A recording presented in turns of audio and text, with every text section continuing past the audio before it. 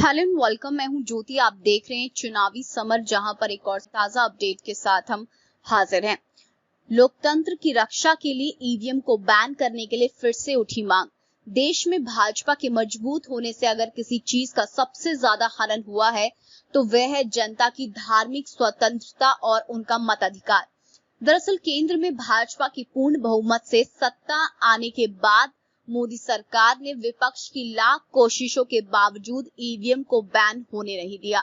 हालांकि ईवीएम के खिलाफ विपक्ष ने यूएन, सुप्रीम कोर्ट और चुनाव आयोग सभी का दरवाजा खटखटाया, लेकिन अभी तक विपक्ष को मन मुताबिक सफलता नहीं मिल पाई है।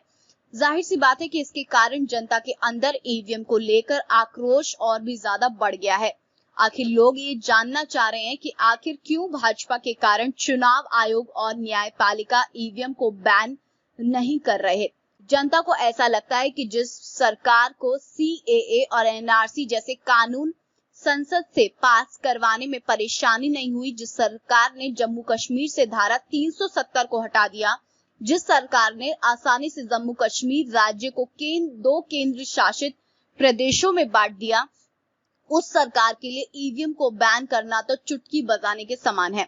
लेकिन मोदी सरकार ईवीएम के मुद्दे पर चुप्पी साधे हुए है। हालांकि ईवीएम के संबंध में फिलहाल सर्वेसर्वा चुनाव आयोग है, वहीं सुप्रीम कोर्ट भी इस मुद्दे पर मौन है। यानी कि सुप्रीम कोर्ट ने ईवीएम के मुद्दे पर चुनाव आयोग को एक तरह से पूरी आजादी दे दी है।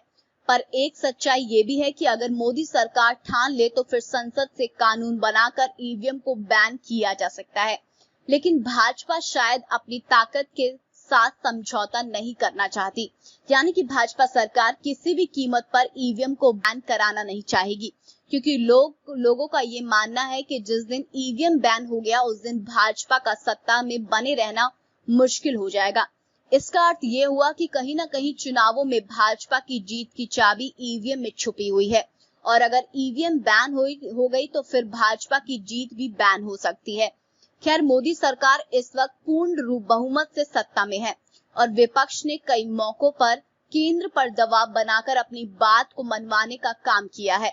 ऐसे में विपक्ष इस मुद्दे पर संसद में भी केंद्र पर दबाव की राजनीति कर सकता है। वहीं जनता की मांग है कि कम से कम सुप्रीम कोर्ट और चुनाव आयोग मिलकर मामले की गंभीरता को समझे, वरना भारत में चुनावों का कोई मोल नहीं रह जाएगा और केंद्र की सत्ता से भाजपा को हटाना मुश्किल हो जाएगा।